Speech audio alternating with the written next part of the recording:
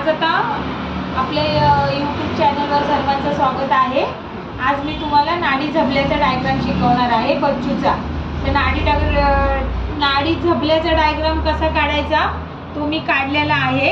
ही आहे पूर्ण उंची नाडी झबल्याची, जी तुमच्या बच्चूची उंची असेल ती लावायची। ही उंची झाली, ही रुंदी झाली, हा झाला आपला गळा। हा इतका सुंदर होतो ना शिवल्यानंतर। ही आहे हाताची बाजू। आता हा कटिंग कसा करायचा डायग्राम तो मी तुम्हाला दाखवते।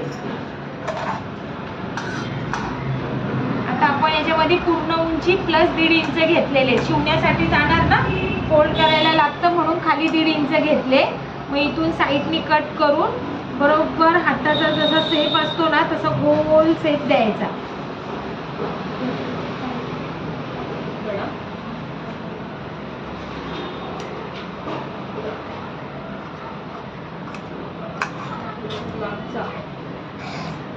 आणि गळ्याची जो गळा आहे तो एकदम 1/2 इंचावरच कट करायचा, जास्त कट नाही करायचा, कारण का शिवल्यानंतर तो खूप मोठा होतो। आणि बरोबर चौकोनी कट करायचा गळा हा। याची घडी जी असते ना ही बघा घडी। आता हा झाला आपला फॅन्सी झबला। इतका सुंदर होतो ना शिवल्यानंतर, आणि बच्चूनी घातला ना तो खूप क्यूट दिसतो।